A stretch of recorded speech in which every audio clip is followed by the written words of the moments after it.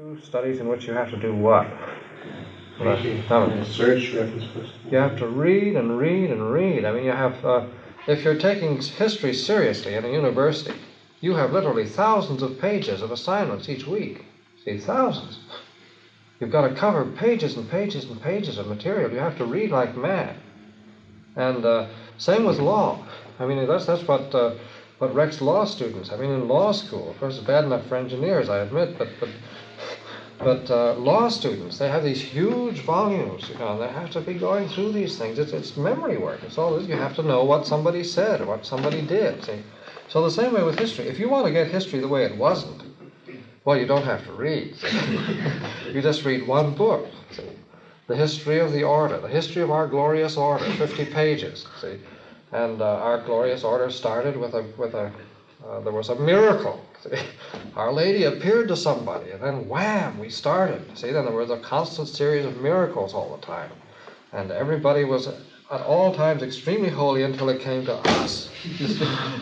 That all of a sudden you look around and boom, we're in the presence of reality. See? Well now, and there's an enormous amount that has to be done just to get these things straight. I don't pretend that I'm a historian, I'm not. But at least I'll try and get a little bit of the stuff straight, and what I can try to do is give you some perspective on the thing. There isn't much to read on the history of the order, there are only sources. If you want to go to the sources, fine. Though there are a few articles here and there. If you read German, you can read German, or read the Cistercienser Chronik up there, dig through the old magazine articles. Now, Benedict, there is apparently some good work by a man called Janauschek. Very good, yeah, that's way back. It's around, you have to dig around up there. There's a lot of source material up there. He's around. You'll find him in the Cistercienser Chronik too, see. This is the Cistercians of the Common Observance in Austria and Germany. That's where the Common Observance really flourishes. They put out a magazine for many years. And in these Common Observance magazines, you've got a lot of material. Lives of biographies of people and critical. And of course, there's an enormous amount of study involved just in the basic documents of the order, which I just simply can't go into. I haven't got time. But I mean, what are the basic documents of the order? Now, we mentioned these facts, apart from the rule of St. Benedict. But what are the basic Cistercian documents? There are two very important Cistercian documents, don't it? The Exordium Parvum and Magnum. The Exordium Parvum, well, the Magnum is not important. It's like the Fioretti of St. Francis. It's a book of stories. But the Exordium Parvum is very important. What's the other one? The Charter of Charity. The Charter of Charity, or the Carta Caritatis. Now, there's an enormous amount of argument about those things because, see, the texts that we have been got at over a period of, I think, no, this is just off the cuff, I think that the texts that we now have of the Exordium Parvum and the Carta Caritatis, or the fundamental documents on which the whole order is based, come to us, they're at least 80 or 100 years after they were first written. See? And in those 80 and 100 years, a lot of people got at them. See, and a lot of things happened to them. And they were subtly changed here and there for various purposes. See?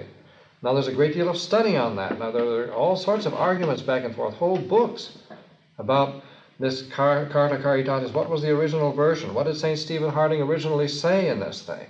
What was added and what wasn't? And this is an enormous question. And a great deal depends on this, because actually, from the Carta Caritatis and from the way it was interpreted comes one of the most important factors in the decline of the order, which was a fight between Clairvaux and Citeaux, see, which came in the middle of the 13th century, and it was based on the interpretation of the Carta Caritatis, because Clairvaux said, we're taking over the order, see.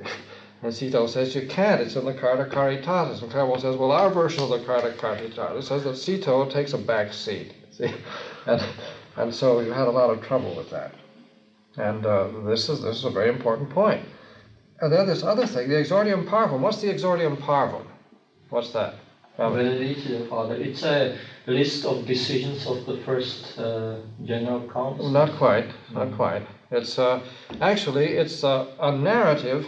It's a series of documents prepared by Stephen Harding and his contemporaries to present to the Holy See, to show that we're on the level and that we can be approved by the Holy See. And it's the stuff they presented to the Holy See to get the order officially approved. See? So what it consists of then is partly a narrative of how the place got started.